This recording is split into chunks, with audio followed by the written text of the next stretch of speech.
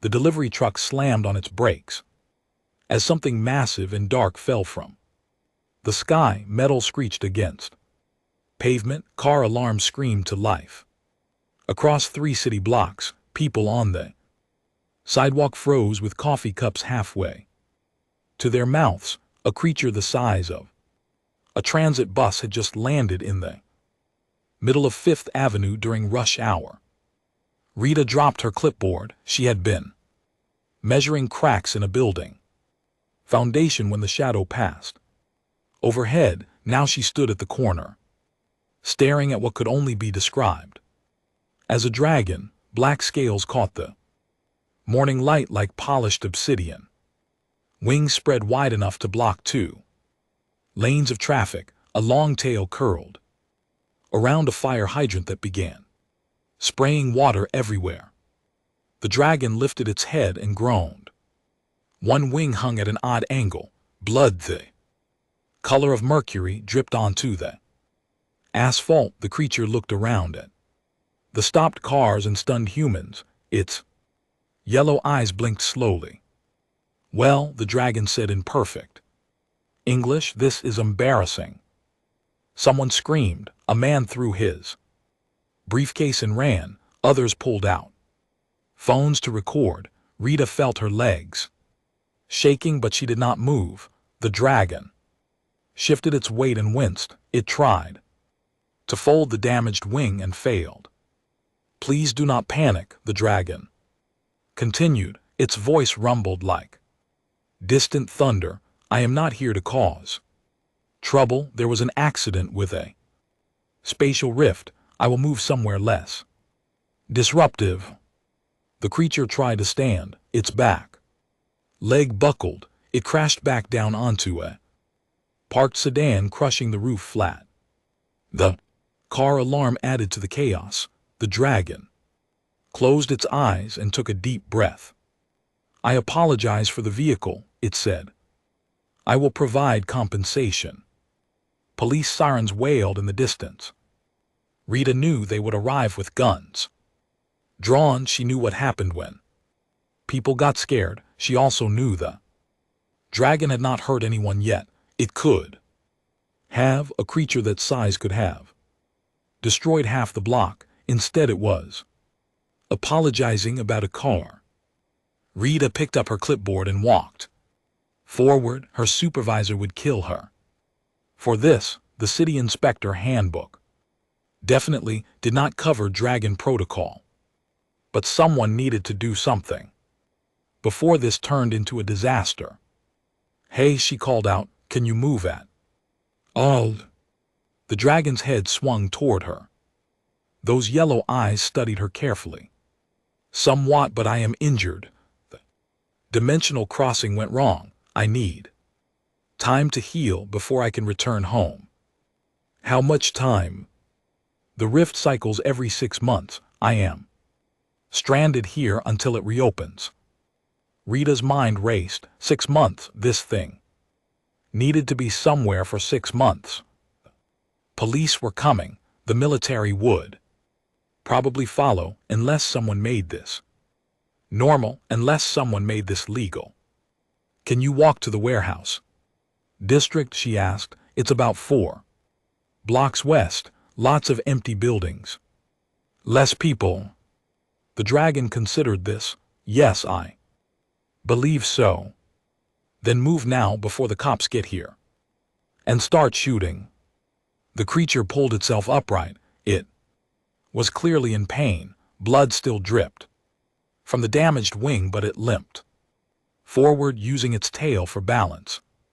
Cars scattered out of its path. People ran into shops and doorways. The dragon moved as carefully as something that large could move. Rita followed at a distance. She spoke into her radio. "This is Inspector Sharma. I need the warehouse section at 5th and Maritime cleared. Structural emergency. Yes, right now." Her supervisor's voice crackled back. "Rita, what the hell is going on? We're seeing videos of a dragon downtown."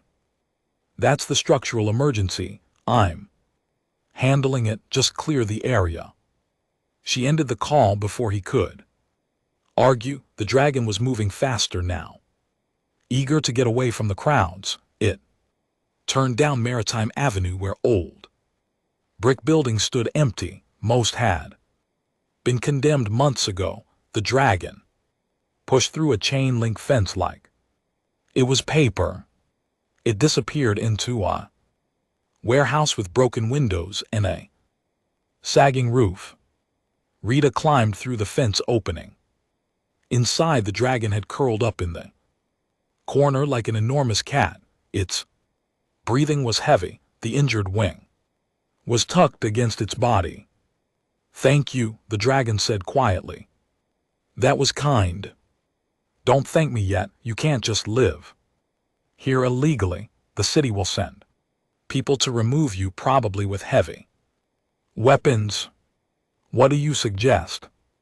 Rita pulled out her phone and started taking pictures of the building. "You need to rent this place. Make it official. Pay taxes. Follow the law. If you're a legal tenant, they can't evict you without cause." The dragon's eyes widened slightly. "You have laws about this?" "We have laws about everything. That's kind of our thing." Rita typed notes into her tablet. "What should I call you for the paperwork?" The creature thought for a moment. "Sable, that is a name in your language." "Yes, it works okay, Sable. I'm Rita. I'm a building inspector, which means I can tell you that this warehouse needs a lot of work before it's legally habitable. But I can also tell you how to fix it and how to file the rental agreement." "Why are you helping me?" Rita looked up from her tablet. "Because you could have hurt a lot of people back there. You didn't. You apologized about a car. That tells me you're trying to do the right thing, so I'm going to help you do it the right way." Sable lowered its massive head and closed its eyes. For the first time since crashing into the city, the dragon looked peaceful. "Thank you, Rita," Sable said. "I will pay whatever rent is required. I have resources." "Good, because this place needs a new roof." The landlord arrived in a BMW that had seen better days. His name was George, and he owned half the warehouse district. Rita had called him 20 minutes ago. She expected him to laugh and hang up. Instead, he showed up with a rental contract and a calculator. George stood in the doorway of the warehouse staring at Sable. The dragon had not moved from its corner.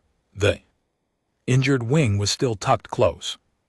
George's hand trembled as he held his briefcase.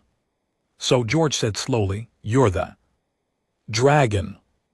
"I am," Sable replied. "I understand you own this property. I wish to rent it for 6 months, possibly longer." "It talks." "I do. I also pay rent on time and follow lease agreements. I can provide references from my home world, though they may be difficult to verify given the dimensional barrier." George looked at Rita. She shrugged. "I inspected the building. It needs work, but it's structurally sound. Sable has agreed to make all necessary repairs." "The roof needs replacing," George said. Automatically, years of being a landlord took over. "The plumbing is shot. There's no heat or electricity." Sable reached under its wing with one clawed hand. It pulled out a small leather pouch and tossed it to George. The man caught it reflexively. He opened the pouch and went very pale. "Are these real?" George whispered. "Gold coins from my hoard, pure elemental gold. I believe 3 months' rent in advance is customary." George pulled out his calculator. His hands shook less now. Numbers had a way of making things normal. "Market rate For this space is $2,000 a month, but given the unusual circumstances and the repairs needed, I'm thinking $5,000. I will pay $15,000 per month. 15, George's voice cracked. I am aware that my presence may complicate things. I am very large. I occasionally breathe fire. I wish to compensate you for the inconvenience. Sable's tail swished slightly. Also, I will need the loading dock entrance widened. I will pay for that as well. George sat down on an old crate. He pulled out the rental contract with shaking hands. I'll need a legal name for the paperwork. Sable, just Sable. Last name. The dragon paused. Is one required? Rita leaned over. You can use single name if you file as a business entity. Lots of artists do it. Then I am simply Sable.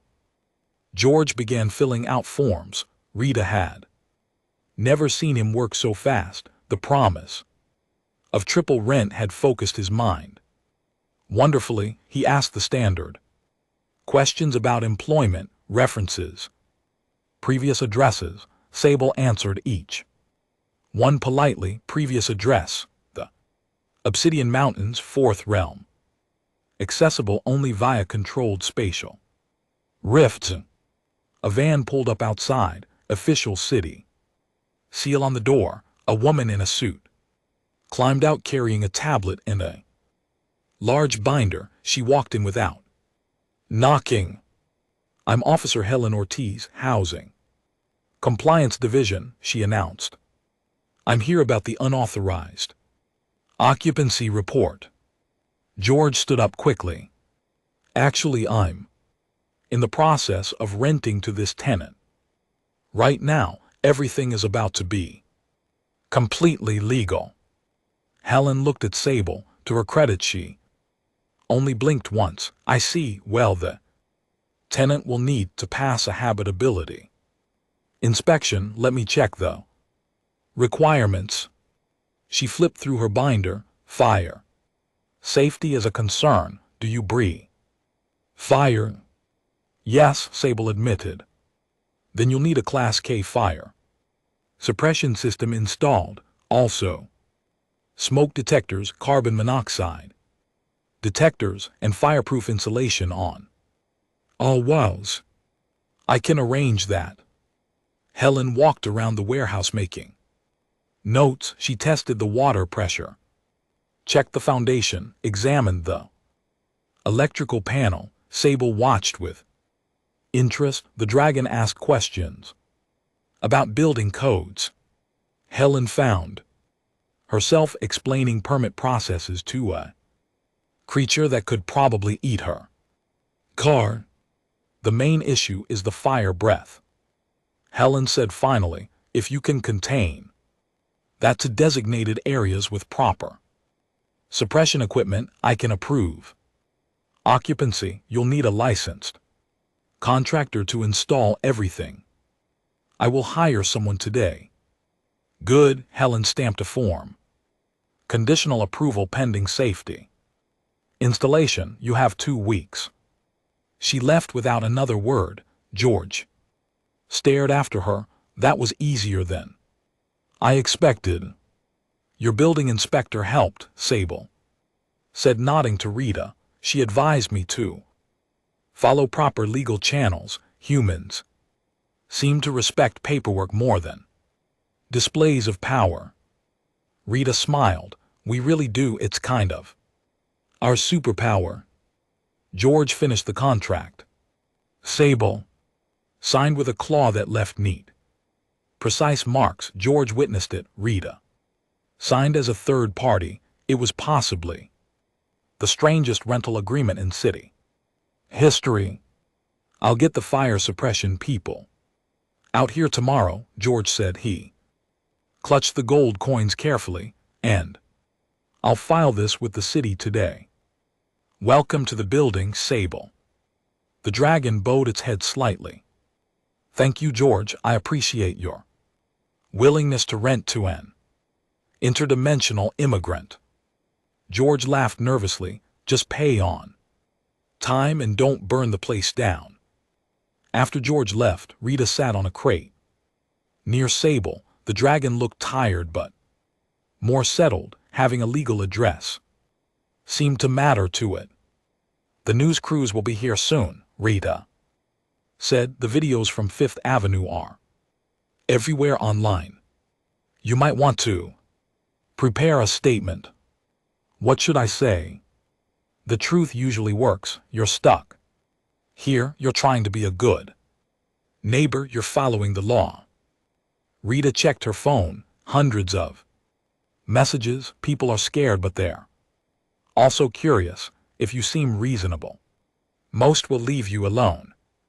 Sable considered this. I could grant one interview, explain my situation, show that I mean no harm. That's smart. Control the narrative. A news van pulled up outside. Then another. Rita sighed. This was going to be a long day, but Sable seemed calm. The dragon understood something important about humans. They could be reasoned with. They had systems. They had laws that applied to everyone, even dragons who fell out of the sky and needed somewhere to live. Rita, Sable said quietly, thank you for treating me like a person instead of a monster. She looked up at the massive creature with its scales and claws and fire. You apologized about crushing a car. Monsters don't do that, people do. Sable smiled. Dragons could smile. It was terrifying and wonderful at the same time. Sable tried to open the mailbox and melted it instead. The metal dripped onto the sidewalk like candle wax. The dragon stared at the ruined box with visible distress. I only wanted to check for mail, Sable said to no one in particular. Mrs. Patterson from the corner store watched from her window. She had lived in this neighborhood for 40 years. She had seen a lot of things. A dragon moving in was new. A dragon trying to check mail was somehow worse. It meant the creature was staying. Rita arrived 10 minutes later with a replacement mailbox. She had started keeping a supply of dragon-proof items in her truck. This was the third mailbox this week.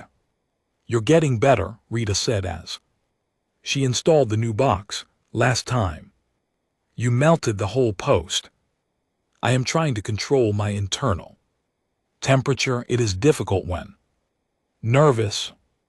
What makes you nervous about mail? I have applied for a library card. I am waiting for approval. Rita smiled despite herself. A dragon who wanted to read. The city was getting stranger by the day. The neighborhood meeting was scheduled for 7:00 that evening. Sable had been living in the warehouse for 3 weeks. Initial panic had faded. Now came the harder part. Living next to something that could accidentally destroy property just by existing. People filled the community center. Some looked angry, others curious. A few brought their kids who wanted to see the dragon up close. Sable waited outside until called. The creature was too large to fit through the door. Rita stood at the front with a microphone. Thanks for coming. I know there have been concerns about our new neighbor. Sable has agreed to answer questions and discuss how we can all coexist peacefully. Sable's massive head appeared in the window. Someone gasped. The dragon had learned to be less startling. It moved slowly, kept its teeth covered, made eye contact without staring. Good evening, Sable said. The microphone was not necessary. The dragon's voice carried easily. I understand my presence has caused disruption. I apologize. I am still learning your customs. A man in the front row stood up. What? About the smell, my whole street reeks. Of sulfur. That is a byproduct of my digestion. I have been researching solutions. I found a dietary supplement used by your industrial facilities to reduce sulfur emissions. I have begun taking it. Smell should decrease within a week. A woman raised her hand. You knocked over my trash cans last Tuesday. I did. I misjudged the width of the alley. I have since mapped all neighborhood passages I can safely navigate. I will avoid that alley in the future. I also picked up the trash. I hope I sorted the recycling correctly. Another man stood. He looked less friendly. What happens when you get angry? What's stopping you from burning down the whole block? The room went quiet. This was the real question, the one everyone wanted answered. Sable met his eyes calmly. I could do that. I could have done that the day I arrived. I did not. I will not. I have lived for 3 centuries. I have seen war. I have seen violence. I came here by accident and I have been shown unexpected kindness. Why would I repay that with destruction? You're still dangerous. So are humans. You have weapons that can level cities, yet most of you choose not to use them. You have laws. You have ethics. I am choosing to follow those same principles. The man sat down. He did not look fully convinced, but he had no response.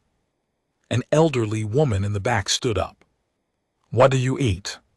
Are we safe to walk our dogs? I eat fish primarily. I have an arrangement with the commercial fishery. At the harbor, they provide unsellable catches. I pay market rate. I do not eat pets or people. The idea is repulsive to me.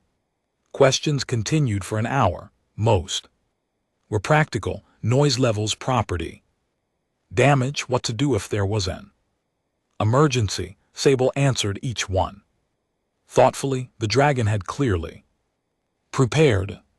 Finally, a young boy raised his hand. Can you help us with stuff since you're so big and strong? Sable tilted its head. What kind of help? Like moving heavy things or reaching high places. My mom's cat got stuck on a roof last week. The dragon considered this. I would be happy to assist with reasonable requests. I have time during the day. I am not yet employed. The meeting ended. People filed out, looking less hostile than when they arrived. Sable had done something smart. The dragon had listened more than it talked. It had acknowledged problems and offered solutions. It had been reasonable. 2 days later it snowed. The city ground to a halt under 8 inches. Sable walked down Maritime Avenue and breathed carefully controlled fire along the sidewalks. The snow melted instantly. The pavement dried. People could walk safely. Mrs. Patterson brought out coffee for the humans helping. She looked at Sable for a long moment, then she poured hot chocolate into a bucket and offered it to the dragon. You did my sidewalk too, she said. Thank you. Sable accepted the bucket carefully. You are welcome. I am glad to help. More people came out. Someone asked if Sable could clear the parking lot behind the apartments. The dragon agreed. Soon a small crowd had formed. People chatted while Sable worked. Kids made snow dragons instead of snowmen. A truck pulled up. Construction company logo on the side. A man leaned out the window. Hey dragon, you looking for work? Sable paused. Potentially. What did you have in mind? Got a job demolishing the old high bridge. Normally takes a crew 3 weeks. With heavy equipment, you could probably Do it in a day. Pays 15,000 interested. The dragon looked at Rita.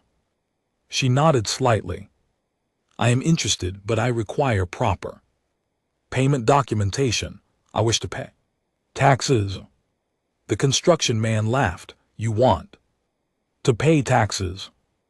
I want to be a legal resident. That requires contributing to the tax base. When do we begin? That night Rita found Sable reading library books about tax law. The dragon had received its library card in the mail. It was laminated and had a photo that barely fit the frame. You're really committed to this, Rita said.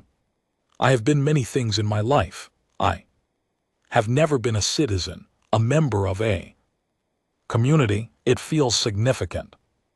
Rita sat down on a crate. You know, most people try to avoid taxes. Most people were born with the right to exist here. I was not. I must earn it. Sable closed the book carefully.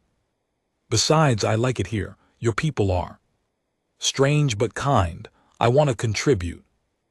Outside, someone had hung a banner on the warehouse. Welcome to the neighborhood. It had been spray painted, probably illegally. Sable had not taken it down. The dragon was putting down roots in a city that had not asked for it but was slowly making room anyway. The bridge came down in 40 minutes. Sable used precise bursts of fire to weaken structural points. Then the dragon's claws tore through steel like paper. Concrete crumbled, metal twisted. The construction crew watched from a safe distance with their mouths open. That would have taken us a month, the foreman muttered. He was a man named Dennis who had built things his whole life. Watching a dragon do his job faster made him feel outdated. It also made him very impressed. Sable landed beside him, dust covered. The dragon scales. I have completed the demolition as requested. The debris is sorted by material type for easier recycling. Where should I send my invoice? Dennis handed over a tablet. Fill this out. You'll need a business license number. I do not have one yet. Then get one. City Hall, 3rd floor. Ask for Beverly. She handles new business registration. Dennis looked at the destroyed bridge. You want more work? I got 6 other projects lined up. I am interested, but I must also pursue other opportunities. I do not wish to rely on a single income source. Financial diversification is important. Dennis laughed. You've been reading those library books again. I have. Your economic system is fascinating. Sable went to City Hall the next day. The dragon waited outside while Rita went in to explain the situation.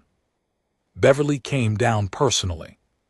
She was a woman in her 50s who had processed every kind of business application imaginable.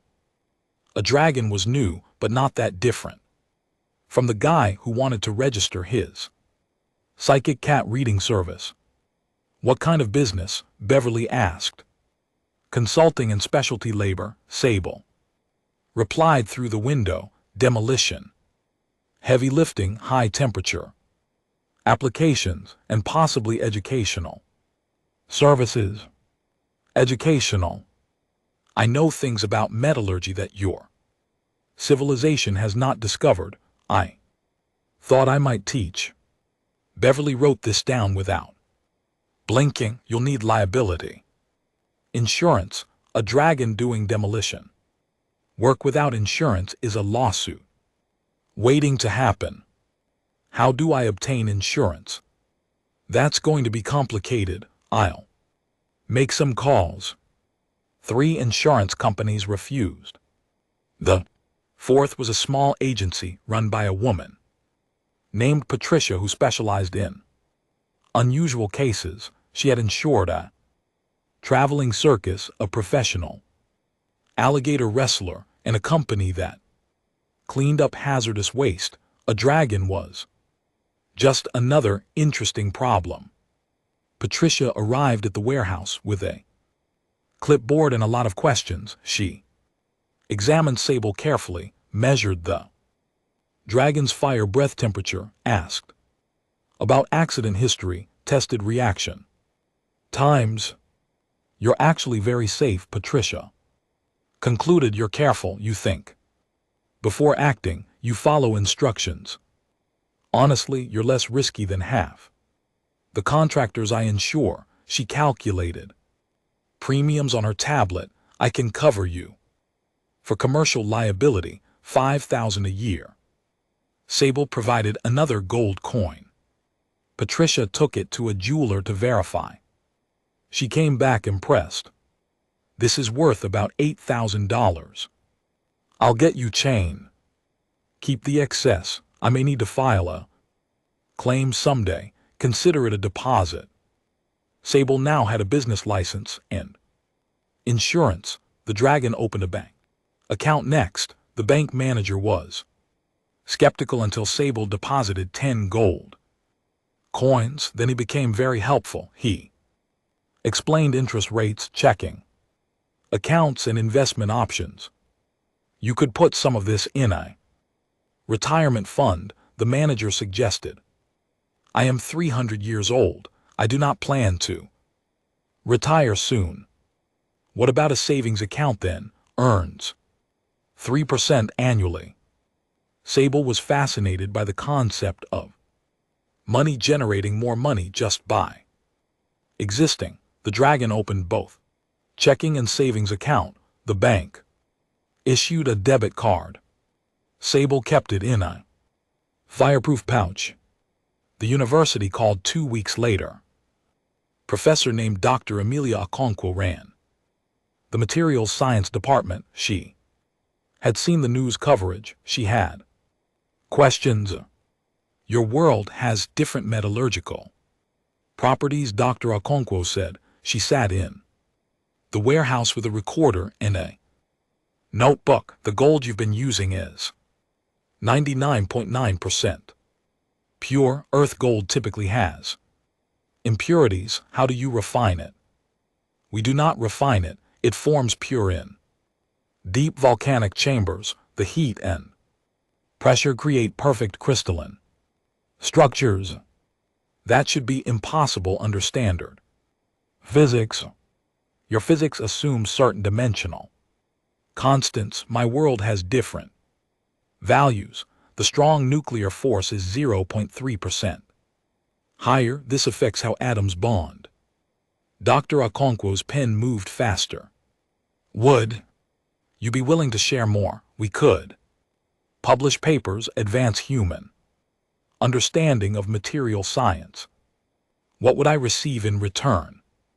Co-authorship, academic recognition. We could also study your biology if you consent. Learn how you breathe fire, how you fly despite your mass. It could revolutionize our understanding of physics. Sable considered this. I will agree.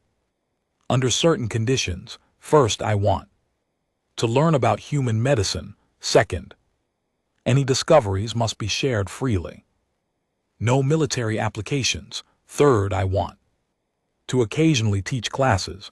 I find enjoy explaining things. Done. I'll draw up a partnership agreement. The research began immediately. Sable provided samples of scales, blood, and fire breath. Scientists studied the dragon's bone structure. They could not figure out how Sable flew. The wings were too small, the body mass too great. Physics said it was impossible. I cheat, Sable explained. I manipulate localized gravitational fields. It is instinctive, like breathing. Can you teach us how? I do not know. Can you teach me how your heart beats?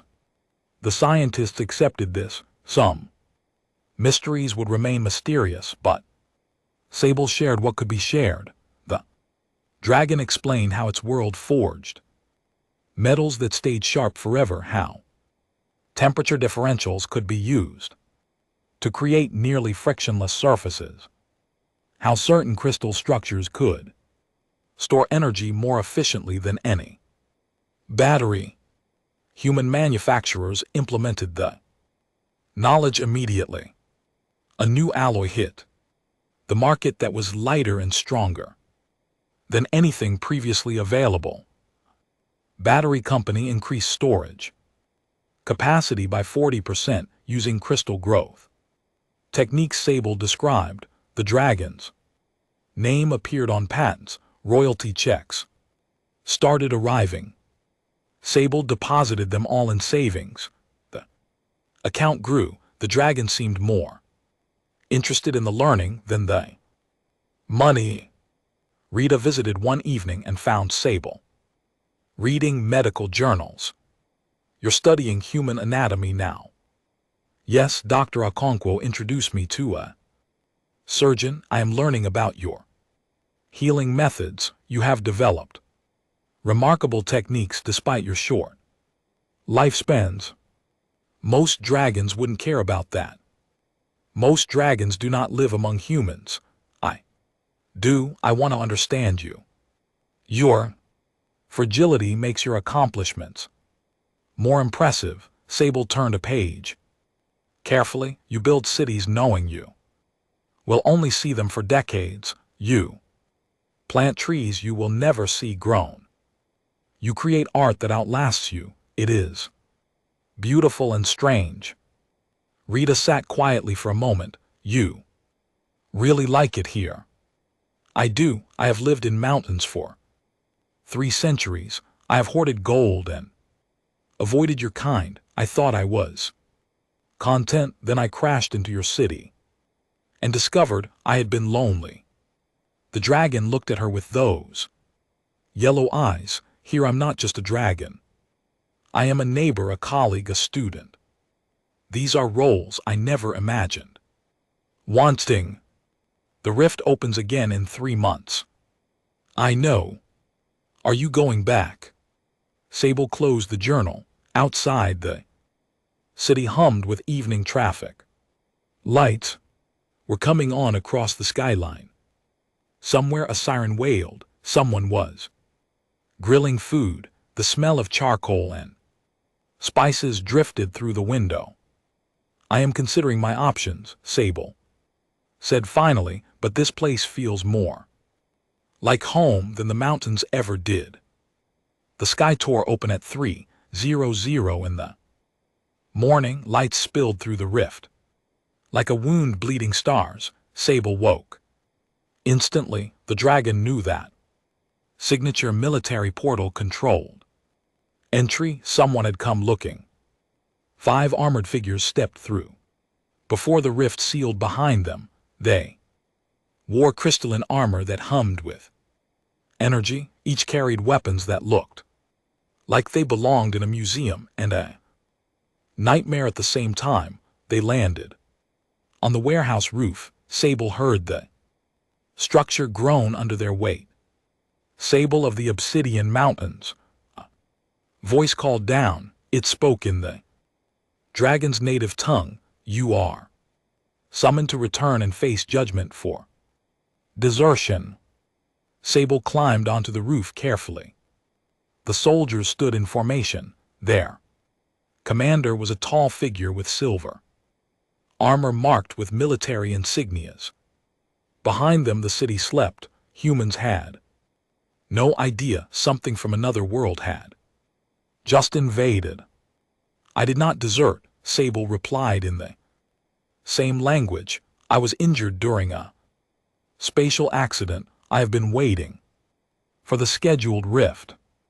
The War Council does not accept that explanation. You were ordered to guard the northern pass. You abandoned your post. The penalty is imprisonment. There is no war. There has not been a war in 200 years. The war may resume at any time. All dragons of military age must remain ready. The commander stepped forward. You will return with us now. Sable felt heat building in its chest. Instinct, aggression, but the dragon had learned something in the past months. Violence was easy, talking was harder. Talking meant thinking. No, Sable said calmly. The soldiers raised their weapons. Energy crackled along the barrels. This is not a request. I claim asylum, according to the ancient laws. Any dragon may refuse. Military service if they have found sanctuary in a neutral realm. Earth is not recognized as a neutral realm. Earth is not part of your jurisdiction. At all, I am on sovereign territory. You have no authority here. The commander laughed. It was not a kind sound. Who will stop us, these humans? They are primitives. They cannot even leave their own planet without mechanical assistance. A light snapped on below. Rita stood in the warehouse doorway. She had her phone out recording. I'm calling the police, she shouted. Up, you're trespassing on private property. The commander looked down at her. Foolish creature, we could destroy this entire block. Probably, but then you'd be starting an interplanetary incident. Earth has laws. We have sovereignty. If you take Sable by force, you're committing an act of war against our entire species. You cannot enforce your laws against us. Rita smiled. It was the smile of someone who had spent years dealing with difficult contractors and building code violations. Maybe not right now, but we're very good at holding grudges. We'll figure out how to reach your world eventually, and when we do, we'll bring lawyers, lots of lawyers. More lights were coming on. People were waking up. Windows opened. Someone was definitely calling the actual police. Sable moved between the soldiers and Rita. You will not threaten my neighbors. Your neighbors. You have been here 6 months and you think these creatures are your people now. They took me in when I was injured. They taught me their laws. They gave me work and friendship. Yes, they are my people now. The commander's armor glowed brighter. Then you are a traitor to your own kind. I am loyal to those who have shown me loyalty. That is not treason. That is honor. Police sirens wailed in the distance. The soldiers looked at each other. This was not going as planned. They had expected to grab a deserter and leave.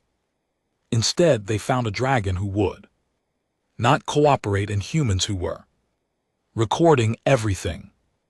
Rita was still holding her phone up. This is being live streamed right now. 12,000 viewers. Whatever you do next, everyone will see it. The commander hissed in frustration.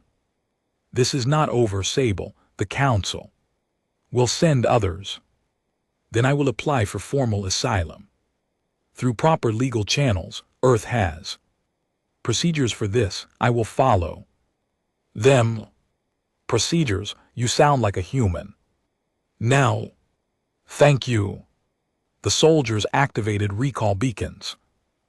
Smaller rift opened. They stepped through. The commander looked back. One last time.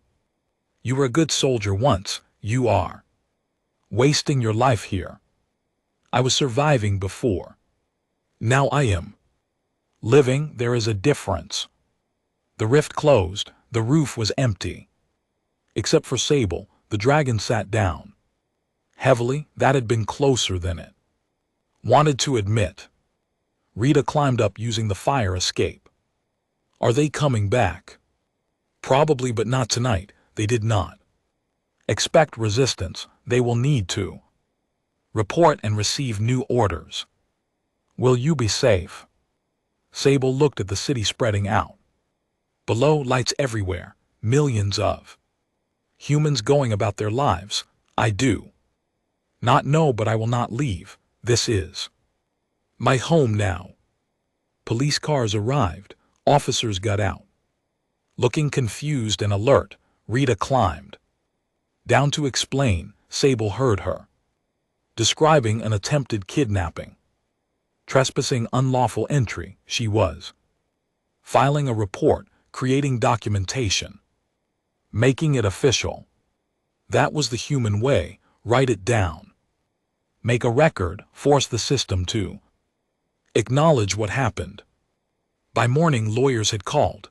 The ACLU, Immigration Advocacy Groups, a law firm that specialized in international refugee cases. They all wanted to help. Sable's case was unprecedented, but the principles were clear. A person fleeing persecution could seek asylum, whether that person was human or dragon should not matter under the law.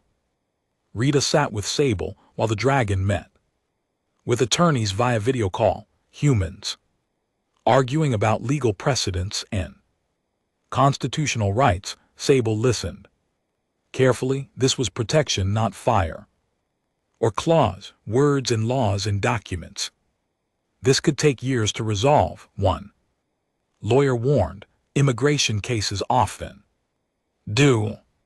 I have time, Sable said. I have lived for centuries. I can wait for justice. That afternoon, something unexpected happened. People gathered outside the warehouse, not protesters, supporters. They held signs. Sable has a right to stay. Dragons welcome here. Asylum for all.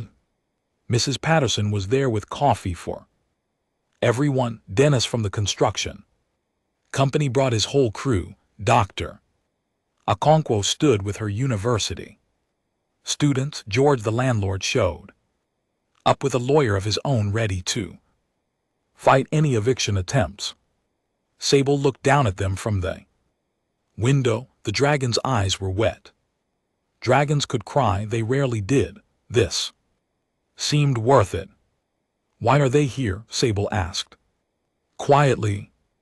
Rita stood beside the dragon. Because you're one of us now, and we protect our owned, even though I am not human. Especially because you're not human. You prove something important, that being a good neighbor has nothing to do with what species you are. Rita looked up at Sable. You could have demanded they accept you. Instead, you learned our rules and followed them. You earned respect instead of taking it. That matters to people. Below, someone started a chant, "Let Sable stay." Others joined in. It spread through the crowd. Sable closed its eyes and listened to the sound of humans fighting for a dragon's right to exist. Among them, the battle was not over. The soldiers would return. The legal fight would be long, but Sable was not alone anymore. That changed everything. The scheduled rift opened exactly 6 months after Sable's arrival. It hung in the sky above the harbor like a glowing doorway. The dragon could go home now. Return to the mountains. Leave the complicated human world behind.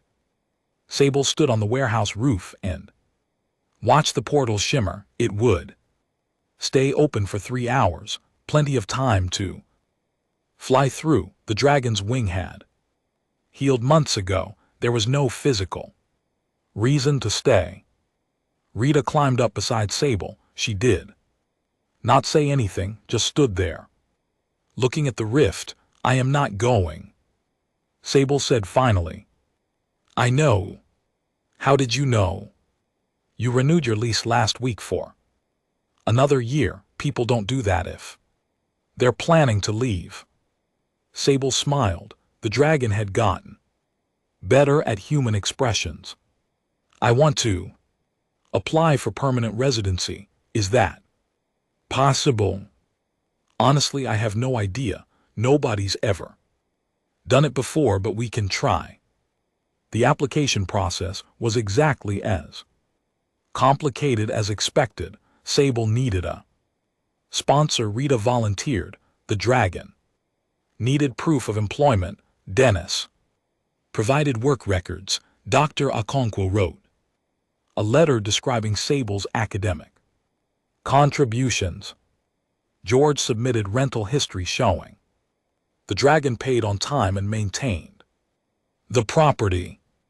The immigration office did not know what to do with a dragon applicant. Forms were designed for humans. Questions about country of origin made no sense. When the applicant came from another dimension, the bureaucrats passed the file around for weeks. Finally, it reached a judge named Margaret Flores. She had been handling immigration cases for 20 years. She had seen every kind of application. Sable's was unique, but the principles were the same.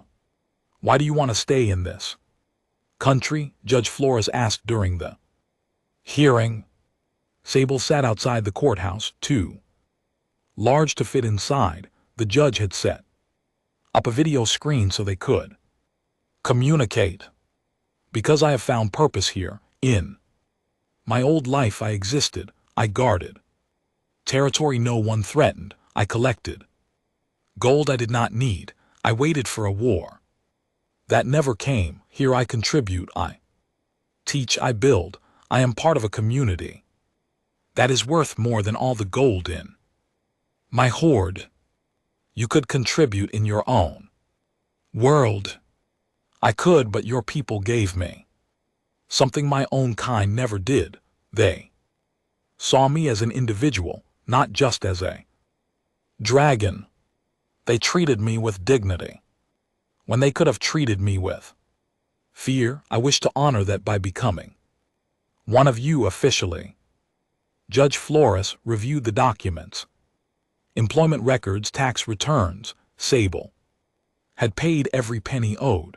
Letters of recommendation from neighbors, colleagues, students, a petition signed by 800 local residents supporting the dragon's residency. This is unprecedented, the judge said. I have no legal framework for granting citizenship to a non-human entity. With respect, Your Honor, you do. Your Constitution speaks of persons, not humans. Your laws protect individuals based on their actions, not their species. I have followed every law. I have contributed to society. I have harmed no one. If the law is applied equally, my species should not matter. Judge Flores was quiet for a long moment, then she smiled. You know our Constitution better than most citizens. I studied it carefully. I wanted to understand the principles of this nation before claiming the right to join it. The judge stamped a form. Permanent residency granted pending final approval from the federal government, but I'm recommending approval. Welcome to America. Sable. The warehouse district threw a party. That night someone hung lights. Mrs. Patterson brought food. Dennis hauled in a sound system. Half the neighborhood showed up. Sable sat in the middle of it, all surrounded by humans celebrating dragon becoming one of them. A reporter asked for an interview. Sable agreed. What does this mean to you? The reporter asked. It means I belong somewhere. For the first time in 300 years, I am not just surviving, I am home.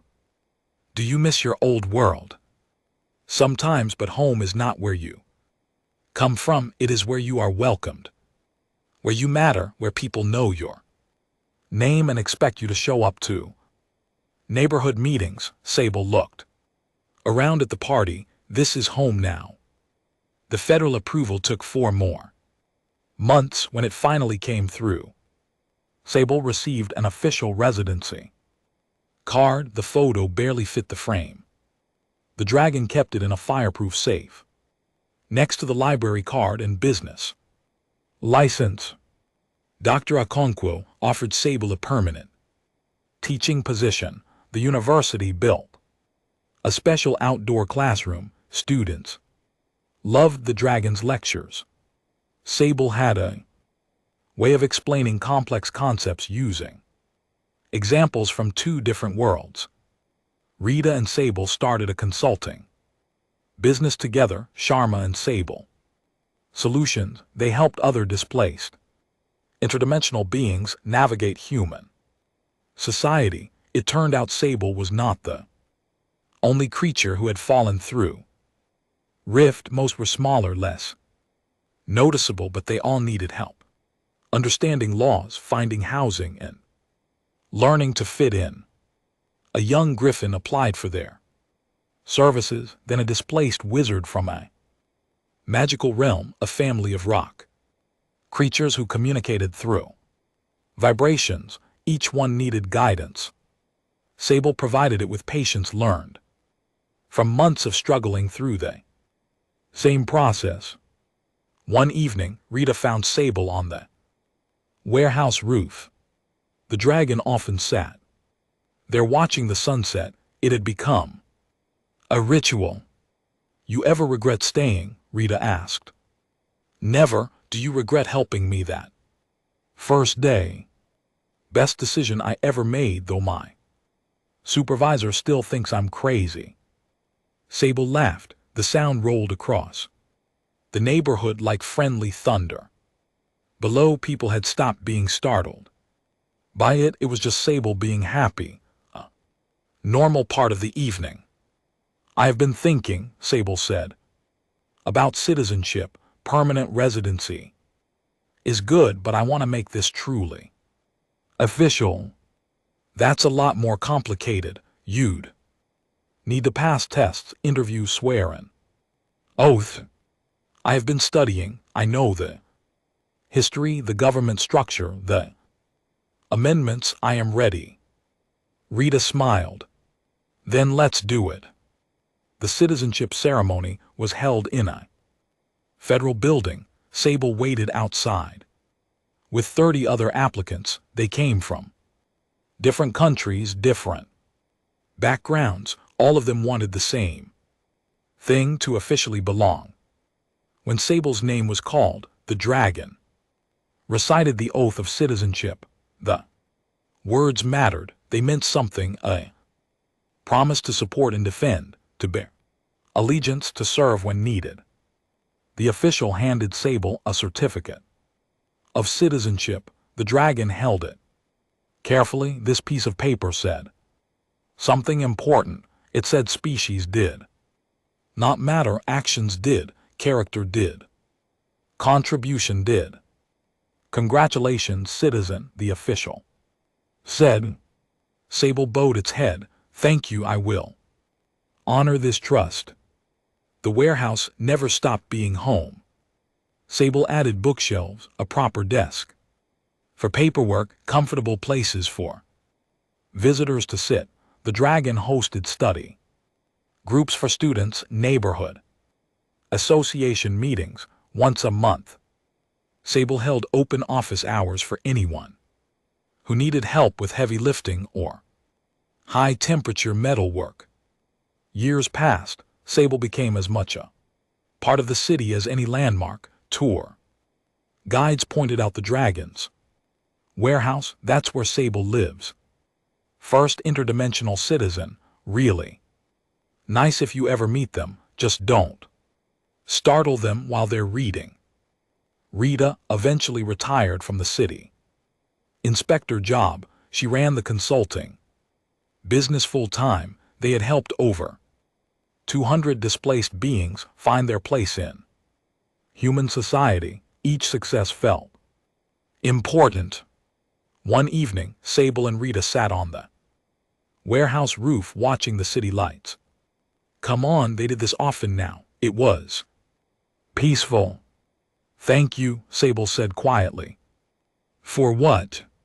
"For seeing a person instead of a monster, for helping me find a home, for being my friend." Rita leaned against the dragon's side. Sable was warm, like sitting next to a Furnace, comfortable in winter. Thank you for staying for showing. Everyone that different doesn't mean. Dangerous, you changed a lot of minds. Below them, the city hummed with life.